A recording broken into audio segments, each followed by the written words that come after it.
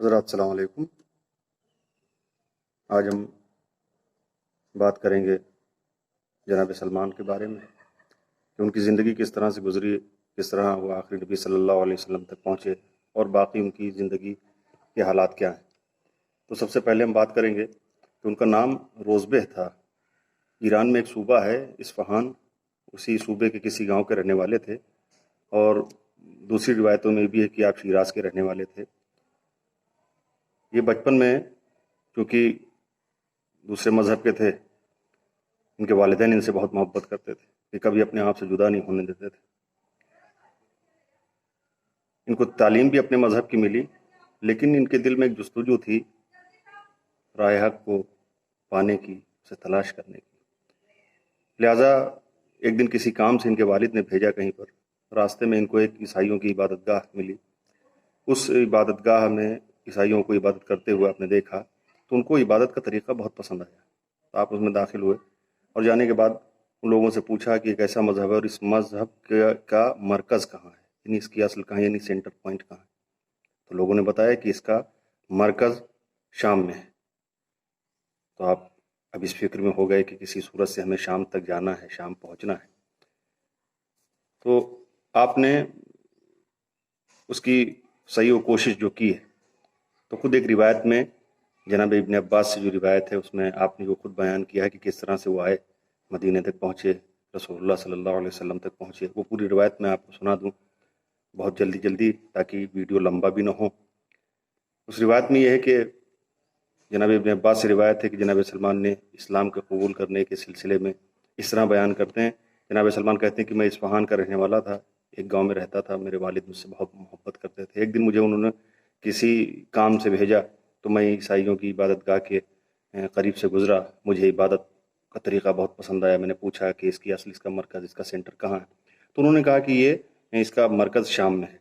تو اسی دن سے مجھے فکر ہوئی کہ میں ایک دن کسی صورت سے شام پہنچ جاؤں۔ ایک دن میں گھر سے فرار کر گیا، میں گھر سے نکل پڑا کسی کو بتائے بغیر، اور میں شام پہنچ گیا، اور وہاں ایک اسقف نام کے ایک پادری جو عالم تھا اس کے پاس جا کے رہنے لگے، اس سے مذہب سیکھنے لگے۔ جب اس کا وقت قریب آیا کہ اس کا انتقال قریب آیا تو اس سے پوچھا کہ بھئی اب اپنے بعد آپ مجھے کس کے پاس بھیج رہے ہیں؟ تو اس نے ایک موصل کا نام لیا۔ موصل ایک شہر ہے عراق میں۔ اس نے کہا کہ موصل میں ایک شخص ہے، اس کا نام پتہ دیا اور کہا کہ اسی کے پاس تم چلے جانا۔ جب اس کا انتقال ہو گیا تو آپ موصل چلے آئے۔ موصل میں کافی دن آپ نے وقت گزارا، کافی دن رہے موصل میں۔ اس کے بعد جب موصل میں بھی وہی واقعہ آیا کہ جب وہ جس کے ساتھ رہتے تھے اس کا انتقال کا وقت قریب آیا، تو آپ نے اس سے پوچھا کہ اب تم ہمیں کہاں جانے کے لیے کہتے ہو، میں کہاں جاؤں تمہارے بعد؟ تو اس نے کہا کہ نصیبین میں ایک شخص ہے، تم اس کے پاس چلے جانا۔ نصیبین ایک شہر کا نام ہے۔ آپ اس کے مرنے کے بعد نصیبین آ گئے۔ نصیبین میں بھی آپ نے ایک طویل عرصہ گزارا۔ اس کے بعد نصیبین سے بھی جب وہ آدمی انتقال کرنے لگا جس کے پاس آپ رہتے تھے، تو آپ اس نے اس سے پوچھا کہ اب تم مجھے کہاں جانے کے لیے کہہ رہے ہو؟ تو اس نے کہا تم اموریا چلے جانا، اموریا جو کہ روم میں ہے، تم وہاں چلے جانا۔ تو جناب سلمان جن کا نام روزبہ ہے، وہ اس کے مرنے کے بعد اموریا چلے گئے۔ اموریا میں آپ کافی دن رہے، اور جب وہاں جس کے پاس رہتے تھے اس کا وقت آخری وقت قریب آیا تو آپ نے اس سے پوچھا کہ اب کیا کہتے ہو کہ مجھے کیا کرنا چاہیے؟ تو اس نے کہا کہ دنیا میں بہت کم لوگ ایسے بچے ہیں کہ جو دین حق پر ہیں، لہٰذا اب وہ وقت قریب ہے کہ سرزمین عرب پر دین ابراہیم پر ایک پیغمبر مبعوث ہوگا جس کا وقت نزدیک ہے۔ تو جناب سلمان کہتے ہیں میں نے پوچھا اس پیغمبر کی نشانیاں کیا ہیں، اس کو کیسے پہچانا جائے؟ تو اس نے کہا کہ وہ صدقہ نہیں کھائے گا، تحفہ یا ہدیہ دیا جائے گا تو وہ قبول کر لے گا، صدقہ نہیں کھائے گا، اور اس کے بازوؤں کے درمیان میں مہر نبوت ہوگی۔ اب جناب سلمان کہتے ہیں کہ میں اسی انتظار میں تھا کہ کسی صورت سے عرب پہنچ جاؤں، حالانکہ ان کو یہ نہیں معلوم تھا ابھی تک کہ عرب میں کہاں جانا ہے، لیکن عرب پہنچنے کے لیے کوشش میں تھے کہ کسی صورت سے وہاں پہنچ جاؤں، تو اس کے بعد ہم پتہ لگائیں گے کہ آخری نبی کہاں ملیں گے، ان سے ملاقات کریں گے۔ جناب سلمان کہتے ہیں کہ ایک دن قبیلہ کلب کا ایک قافلہ اموریہ آیا تجارت کے سلسلے میں، تو جناب سلمان ان سے جا کے ملاقات کرتے ہیں اور ان سے جا کے کہتے ہیں کہ آپ ہمیں اپنے ساتھ لیتے چلیں عرب۔ اور جو میرے پاس جو مال و متاع جو بھی ہے پیسہ وغیرہ وہ سب آپ لے لیں، لیکن ہمیں وہاں تک پہنچا دیں۔ تو وہ لوگ تیار ہو گئے، ساتھ آپ چلے، لیکن راستے میں ان لوگوں نے بدسلوکی کی، غداری کی، ان کا پیسہ بھی لے لیا، جو مال و اسباب تھا وہ بھی لے لیا، اور ساتھ میں ان کو غلام کے طور پر ایک یہودی کے ہاتھ بھیج دیا۔ اب دیکھیے کہ تلاش حق میں آپ کے اوپر کیا کیا ہو رہا ہے، اور پھر بھی یہ سب کچھ برداشت کیے ہوئے کہ دین حق تک پہنچ جانا ہے، رسول سے ملاقات کرنا ہے۔ اب یہ وہاں سے چلے تو ان لوگوں نے ان کو غلام کے طور پر بیچ دیا، ایک یہودی، اور اس یہودی کے پاس یہ کام کرنے لگے۔ اس یہودی کے پاس کھجور کے باغات تھے اور کھیت تھے، اسی میں آپ بیچارے دن بھر کام کر رہے تھے، اور صرف یہی کہ کسی صورت سے نبی تک پہنچ جانا ہے، ان سے ملاقات کر لینا ہے، دین حق پہ آ جانا ہے۔ ایک دن اس کے چچا زاد بھائی کوئی ملنے آیا اس سے، تو اس نے ان کو جناب سلمان کو اس سے خرید لیا کہ یہ اپنا غلام مجھے دے دو، تو جناب سلمان اس کے ساتھ چلے گئے۔ ایک دن یہ کہ ایک آدمی آیا ان کے مالی کے پاس بیٹھا، اس نے بات کرنا شروع کی، یہ پیڑ پہ کام کر رہے تھے، کوئی کھجور وغیرہ جو بھی توڑ رہے ہوں، تو یہ سن رہے تھے ان دونوں کی باتیں، کہ وہ آ کے کہنے لگا کہ قبا میں ایک آدمی آیا ہے، ایک شخص آیا ہے، اور وہ اپنے آپ کو پیغمبر بتا رہا ہے، لوگ اس کے چاروں طرف جمع ہیں اس کے ارد گرد، اور وہ اپنے آپ کو پیغمبر خدا کہہ رہا ہے۔ یہ سننا تھا کہ جناب سلمان پیڑ سے نیچے اترے اور جا کے اس سے پوچھا کہ بھائی کہاں کون سا آدمی آیا ہے، کیسا ہے، کون ہے؟